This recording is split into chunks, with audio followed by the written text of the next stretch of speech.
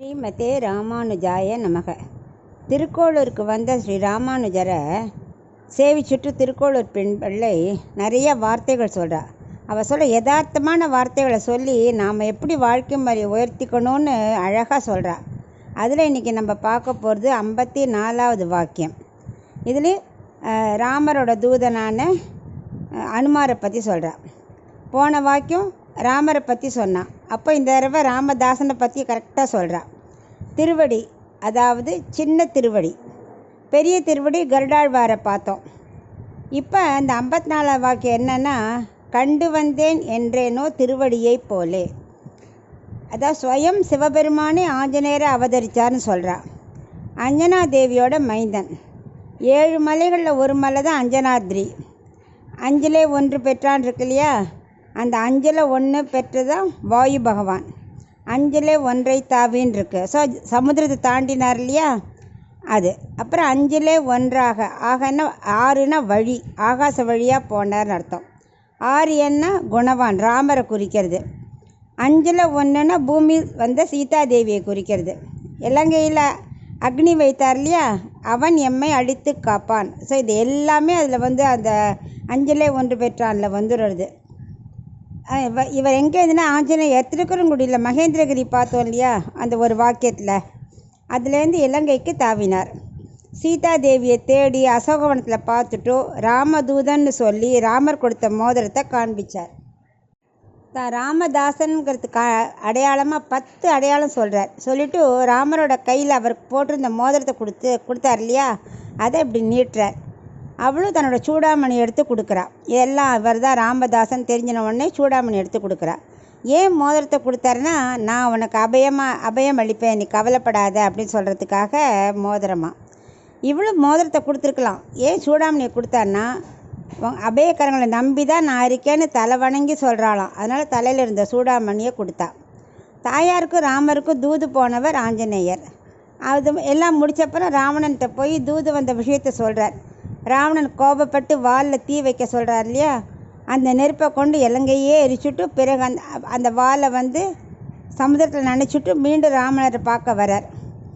அந்த இதுக்கு வந்தோடனே எல்லா வானங்களையும் பார்க்குறச்சே ஜெய் சீதாராம்னு சொல்கிறார். உடனே வாழ்க்கையெல்லாம் புரிஞ்சு போயிடுது. இது வரைக்கும் ஜெய் ஸ்ரீராம் தான் சொல்லிகிட்டு இருந்தா. இப்போ ஜெய் சீதாராம் சொன்னாக்கா அர்த்தம் புரிஞ்சு போச்சு ஜாம்பவானுக்கு. போன காரியம் வெற்றி ஆகிடுத்து அப்படின்னு அவர் புரிஞ்சுண்டார். உடனே எல்லா வானங்களுக்கும் ரொம்ப குஷி. உடனே எல்லாம் ராமனை பார்க்க போகிறச்சே வழியில் சுக்ரீவனோட மதுவனம் இருக்குது. அங்கே யாருமே உள்ளே போக முடியாது. அங்கே நிறைய பழங்கள் எல்லாம் இருக்குது. நல்லா ரொம்ப ஜோராக இருக்கும் அந்த மதுவனம். அதுக்குள்ளே போய் இவ இருக்கிற இந்த குஷியில் அழிஞ்சு போகிற அளவுக்கு மதுவனமே துவம்சம் பண்ணிட்டாங்க எல்லா வானரங்களும். இதை போய் அவன் சொல்கிறான், அந்த மாமா போய் சொல்கிறான் சுக்ரீவன்கிட்ட. ஆனால் சுக்ரீவன் புரிஞ்சு போயிடுச்சு. ஏன்னா ஆஞ்சநேயர் எப்போ கூட போய் இவ்வளோ துவம்சம் நடக்கிறதோ அப்போ காரிய ஜெயம்தான் அப்படின்னு அவர் புரிஞ்சுன்றார். அதனால் அவர் கோச்சிக்கவே இல்லை. அதே மாதிரி ஆஞ்சநேயர் வந்தார், நல்ல செய்தியோடு வரார். ஆஞ்சநேயர் மற்ற வானர்களும் வந்தாங்க. சொல்லின் செல்வனாச்சு ஆஞ்சநேயர் வரிசையே கையை கூப்பி கண்டேன் சீதேன்னு அழகாக ஒரு வார்த்தையை வச்சார். இதுதான் இவரும் சொல்கிறார் வால்மீகி, திருஷ்டுவா சீதா கண்டேன் சீதேன்னு அந்த வார்த்தை சொல்கிறச்சேயே அவருக்கு ராமருக்கு புரிஞ்சு போகிற அளவுக்கு இருக்கணும். மாற்றி சீதையை அப்படி ஆரம்பித்தா இவ என்ன சொல்ல போகிறாரோ, சீதையை பார்த்தேங்கிறாரா பார்க்கலேங்கிறாரா ஆபத்துங்கிறாரா, அப்படியே டென்ஷன் ஆகிடும் இல்லையா. அப்படிலாம் இல்லை, அழகாக கண்டேங்கிற வார்த்தையை முதல்ல போட்டார். இதைத்தான் அந்த பெண் பிள்ளை சொல்கிறா, கண்டு வந்தேன் என்றேனோ திருவடியை போலேன்னு. ஒரு வேலையை கொடுத்தா ஆஞ்சநேயர் அவ்வளோ நேர்த்தியாக செய்வார். அது ராமர் அதனால் ஆனந்தத்துடன் அப்படியே அவர் ஆலிங்கனம் செஞ்சுக்கிறார். இந்த விஷயத்த ராவணவதம் முடிஞ்சதும் சீதையை பார்க்க ஆஞ்சநேயரை தான் அவர் அனுப்புகிறார் ராமர். ஏன்னா அவருக்கு தெரியும் ஆஞ்சநேயர் தான் கரெக்டாக வார்த்தையை போடுவார்னு. அவர் சீதையை பார்த்து ஸ்ரீராம ஜெயம்ங்கிறார். ஏன்னா ராவணவதம் முடிஞ்சு போச்சுன்னு புரிய வைக்கிறாராம். ஸோ ஸ்ரீராம ஜெயம் வெற்றிங்கிறத புரிய வைக்கிறார். இந்த மாதிரி எல்லாம் கரெக்டாக அவர் சொல்கிறத லக்ஷ்மணராக கூடவே இருந்தார் ராமரோட. அந்த ராமானுஜர் இப்போ இருக்கிற அந்த ராமானுஜர்கிட்ட இந்த பெண் பிள்ளை சொல்கிறா ஒவ்வொரு எப்படி ஆஞ்சநேயர் எப்படி காரியம் பண்ணினார் அப்படின்னு. அப்புறம் யுத்தம் முடிஞ்சு எல்லோரும் புஷ்ப விமானத்தில் வரா இல்லையா, பரத்வாஜ முனிவர் ஆசிரமத்துக்கு வரா. அப்போ பரத்வாஜர் சொல்கிறாரா ராமர்கிட்ட, நீ இனிமேல் நீ காட்டுக்கெலாம் வரமாட்ட, அதனால் இன்றைக்கி தங்கி ஒரு வேளை உணவு சாப்பிட்டுட்டு தான் போகணும் அப்படிங்கிறார். ராமரும் சரின்னு சொல்லிடுறார். 14 வருஷம் முடிஞ்ச அந்த க்ஷணமே, ஆனால் பரதன் உயிரோடு இருக்க மாட்டேன்னு சொல்லியிருக்கானே. அதனால் என்ன பண்ணுற ஆஞ்சநேயர்கிட்ட, நீ உடனே போ, இல்லாட்டா அவன் அக்னி இதை மூட்டிடுவான், ரெடியாகிடுவான். ஸோ நீ போய் ராமர் வந்துட்டார் அப்படிங்கிற விஷயத்தை நீ சொல்லு அப்படிங்கிறார். உடனே ராமர் சொன்ன உடனே தூதனாக இவரும் கிளம்பிடுறார். ஆஞ்சநேயரும் போய் உயிரை காப்பாற்றிடுறார். அவள் அதே மாதிரி சொன்ன மாதிரியே தீ மூட்டியாச்சு. அப்புறம் இவர் சொல்லி பரதனை காப்பாற்றுறார். அதே மாதிரி சீதையிட்ட தூது போய் ராமருக்கு மோரத்தை கொடுத்து அவள் உயிரை காப்பாற்றினார். சூடாமணி எடுத்துன்னு ராமர்கிட்ட கொடுத்து இவருக்கு நல்ல விஷயத்தை சொன்னார். இப்போ ராமர் வந்தாச்சுன்னு சொல்லி பரதனையும் காப்பாற்றிட்டார். பரதன் இதை காப்பாற்றினால சத்ருகுணனையும் காப்பாற்றினார் தான் அர்த்தம். ஏன்னா ராமரை விட்டுட்டு எப்படி லக்ஷ்மணன் இருக்க மாட்டாரோ அது மாதிரி பரதனை விட்டு சத்ருகுணனும் இருக்க மாட்டான். அதனால் இப்படி எல்லாரையும் அவர் காப்பாற்றினார் வாயு புத்திரன்.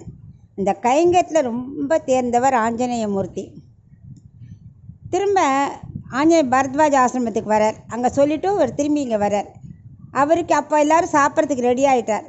அப்போ இந்த பரத்வாஜர் என்ன பண்ணார், தன்னோட பலத்தால் இவருக்கும் உணவு தயாரிக்க ரெடி பண்ணுறார். ராமர் சொல்கிறார், இல்லை நீங்கள் இப்போ அவர் ஆஞ்சநேயருக்கு உணவு தயாரிக்க வேண்டாம் அப்படிங்கிறார். வழக்கம் ஒரே ஆச்சரியம், ஏன் இப்படி ராமர் சொல்கிறார் அப்படின்னு. ஆனால் ராமர் என்ன பண்ணுறார், ஆஞ்சநேயரை கூப்பிட்டு தன் இலைக்கு நேராக எழுத்தாப்பில் உட்கார சொல்கிறார். அது அப்படியே லக்ஷ்மணர் இப்போ இருக்க ராமானுஜெல்லாம் நினச்சி பார்த்துக்கிறார். அப்போ நடந்ததெல்லாம் நினச்சி பார்த்துக்கிறார். ராமர் என்ன பண்ணார், தன் இலையிலேருந்து நீ எடுத்து சாப்பிடு ஆஞ்சநேயா அப்படிங்கிறார். வாயுவோட மூத்த புத்திரனாச்சே ஆஞ்சநேயர். ஏன்னா ரெண்டாவது மூத்த புத்திரன் இப்போ இளைய புத்திர ஒருத்தருக்குன்னா அதுதான் பீமனா. அதனால் இவர் அனுமாராக இருந்தால் கூட ஜாதியெல்லாம் பார்க்க மாட்டாரே, அவருக்கு எல்லாருமேலேயும் அன்பு மட்டும்தான். அதுதான் கடலை விட பெருசாச்சு அன்பு அவருக்கு, பகவானுக்கு. ராமர் நினச்சிக்கிறார், இவர் செஞ்ச உதவிக்கு என்ன கைமாறு நம்மளால் பண்ண முடியும் அப்படின்னு அவர் நினச்சிக்கிறார். இத்தனைக்கும் சீதையை கண்டேன், சீதையை சொன்னவனே ஆலிங்கனம் பண்ணிட்டார். அப்போ பகவான் என்ன நினச்சிருக்காருன்னா, ஆஞ்சநேயர் கிட்டக்கு வந்தோடனே அதில் சீதாவை பார்த்தார் அவர் நெஞ்சில். ஸோ சீதாவை தான் ஆலிங்கனம் பண்ணினோம், ஆஞ்சநேயருக்கு நம்ம எதுவுமே பண்ணலையேன்னு அப்போ நினச்சிட்டாராம். சீதாதேவியோட கடாட்சம் ஆஞ்சநேயர் கிடச்சதுனால சீதாதேவியை அவர் நெஞ்சில் பார்த்துருக்கார் ராமர். இப்போ ஏதாவது கொடுக்கணுன்னு ரொம்ப ஆசைப்பட்டார். அந்த ஆலிங்கனம் மட்டும் போராது, இப்போ சீதையை மீட்டு கொண்டு வந்ததுக்கு வேறு ஏதாவது கைமாறு செய்யணும்னு நினச்சிட்டு இருந்தாரா. என்ன செய்யணும் புரியல. சரி நீ சௌக்கியமாக இருக்கணும்னு மட்டும் அப்போ நினச்சிட்டாராம். அதனால் என் கூட சாப்பிடுன்னு சொல்கிறாரு ஆஞ்சநேயரை. ஐயோ அதெல்லாம் வேண்டாம், பகவான் சொன்னதே போதும் அப்படின்னு அவர் ரொம்ப வெக்கப்படுறார்.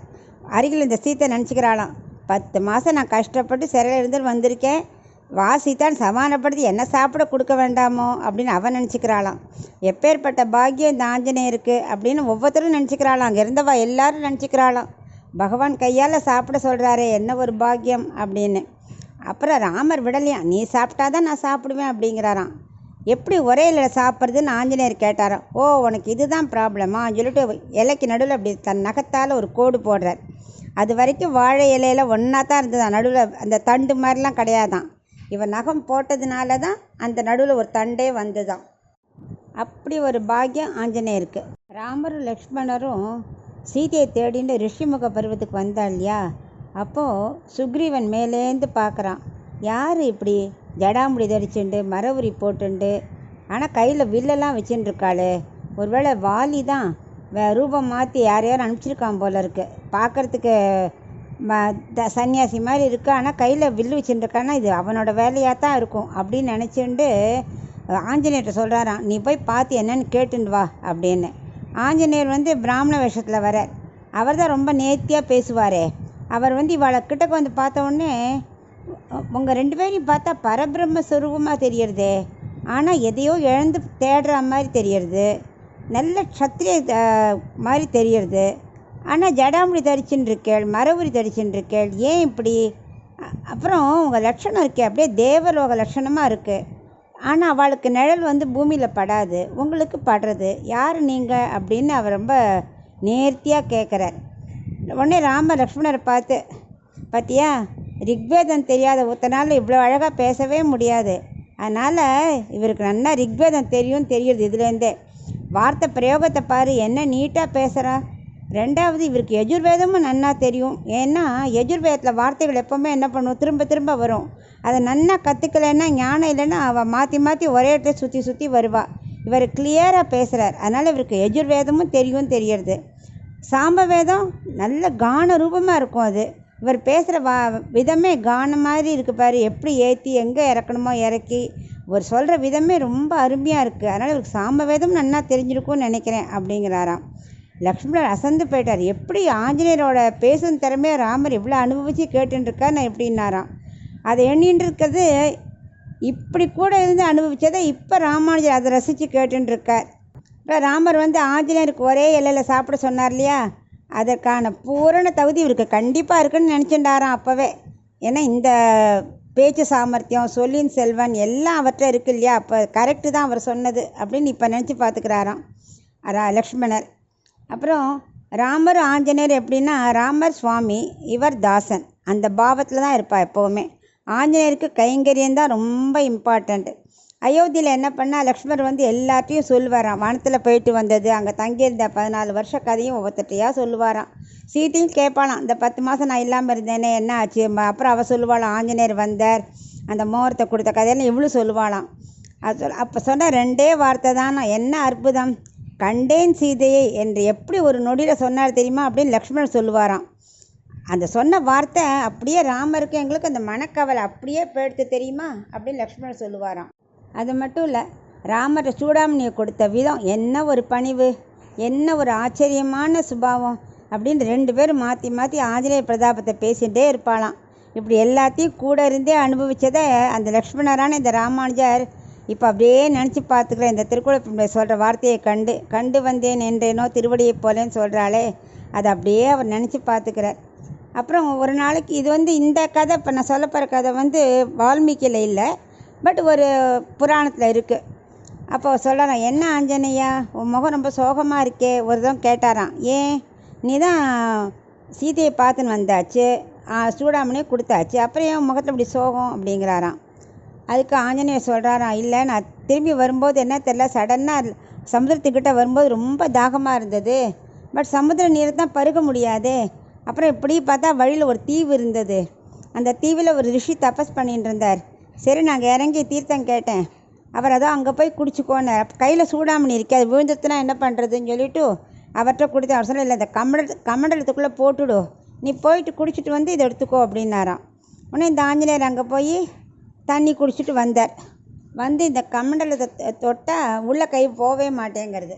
இவர் கமண்டலத்தை கவிழ்த்தா இல்லை ஆயிரக்கணக்கான சூடாமணி மோதிரமும் இருக்குது ஒரே மாதிரி. என்னடா அது எப்படி இவ்வளவு வந்தது அப்படின்னு அவர்கிட்ட ரிஷிகிட்ட கேட்குறான். அதுவா, அப்பப்போ சில வானரங்கள் வருவா, சீதையை பார்க்குறேன்பா, இப்படி போகிறேன்பா வரேன்பா, சூடாமணி மோதி மாற்றி மாற்றி போட்டுட்டு போயிட்டா. அவளால் சீதையை பார்க்க முடியலையாம், அதனால் இப்படி வருவா, இங்கே போட்டுடுவா, ஆனால் அவளால் திரும்பி எடுக்க முடியாது, இப்படி போயிடுவா அப்படி. அதனால தான் இவ்வளோ ஆயிரக்கணக்கான இதெல்லாம் இருக்குது அப்படின்னாராம். இவருக்கு ஒன்றுமே புரியல. அதுக்கப்புறம் என்ன பண்ணார், கொஞ்ச நாளைக்கு அப்புறம் அந்த ரிஷியை எடுத்து கொடுத்துட்டார். இதுதானே உன்னோடது, நீ கொண்டு வந்தது அப்படின்னு கொடுத்தாராம். அப்போ தான் அவர் யோசிச்சாராம், ஓ நம்மளால் ஏன் முடியல, ஏன்னா வரைச்சே நினச்சிட்டாராம், அப்பா நம்ம சீதையை கண்டுபிடிச்சிட்டோம் அப்படிங்கிற கொஞ்சம் கர்வம் தலை தூக்கித்தான். அந்த கர்வம் தூக்கினதுனால இப்போ இவருக்கு சூடாமணியை கண்டுபிடிக்க முடியல. இத்தனை சூடாமணி இதுவும் இருந்துருது. அந்த பகவான் 1000 சூடாமணி மோரத்தை காண்பிச்சது நம்ம தலையில் குற்றத்துக்கு தான், இந்த கர்வத்தை அடக்கத்தான் அப்படின்னு அப்போ நினச்சாராம். அதுக்கப்புறம் ராமர் சொன்னாராம், ஆமாம் நீ அங்கே ரிஷியை பார்த்தே, நீயே அவர் எப்படி இருப்பார் அப்படின்னு, என்ன மாதிரி இருப்பாரா அப்படிங்கிற மாதிரி தன் மூஞ்சியை காமிக்கிறாராம். இவர் உத்து பார்க்குறார், ஆமாம் பகவான் தான் அங்கே லீலை பண்ணியிருக்கான்னு தெரிஞ்சு போச்சு. உடனே அவர் என்ன பண்ணார், காலில் சாஷ்டாங்கமாக விழுந்துட்டார். எனக்குள்ள பண்டகணத்தை போக்கினது ரொம்ப நான் சந்தோஷம். இனிமேல் எனக்கு என்றைக்கும் அந்த கவனம் வரக்கூடாது, நான் தான் பண்ணேங்கிற அகங்காரம் வரக்கூடாது, உங்களுக்கு எப்போ நான் கைங்கரியம் பண்ணிகிட்டே இருக்கணுங்கிற ஆசீர்வாதம் பண்ணணும்னு அவர் காலில் விழுந்து பிரார்த்திச்சுண்டாராம். அதனால் நம்ம எந்த காரியம் செஞ்சாலும் நான் தான் பண்ணேங்கிற அந்த அகங்காரம் வரக்கூடாது. அது வந்ததுன்னா பெருமாளுக்கு பிடிக்காது. நம்ம கைங்கரியமாக செய்யணும். அதே மாதிரி நம்ம இவர் ஆஞ்சநேயர்கிட்டேருந்து கற்றுக்க வேண்டியது வார்த்தை பிரயோகம். எப்படி பேசணும், யார்கிட்ட எப்படி எப்போ பேசணும், எப்படி இதமாக பேசணும், அதெல்லாம் நம்ம அவர்கிட்டேருந்து தெரிஞ்சுக்கணும். இந்த வாக்கியத்தை தான் பெண் பிள்ளை சொல்கிறா. இது மாதிரி நமக்கு பேச தெரியலையே, உடனே கிளம்புறேங்கிறேனே, கண்டு வந்தேன் என்றேனோ திருவடியை போல, இது மாதிரி கொண்டு வந்து கொடுத்து பெருமாள் கைங்கரியம் பண்ண வேண்டாமோ அதை விட்டுட்டு போகிறேங்கிறேனேன்னு இத்தனை விஷயமும் கூடவே இருந்து பார்த்த லக்ஷ்மணரான இந்த ராமானுஜர்கிட்ட அந்த பொண்ணு சொல்கிறா. இதில் நம்ம தெரிஞ்சிக்க வேண்டியது எப்பவும் கைங்கரியம் பண்ணணுங்கிற ஆஞ்சநேயரோட சுபாவத்தை தெரிஞ்சுக்கணும், வார்த்தைகளை சாஃப்டாக பேசணும், பணிவாக பேசணும். இதெல்லாம் நம்ம இவரோட வாக்கியத்துலேயே நம்ம தெரிஞ்சுக்கிறோம்.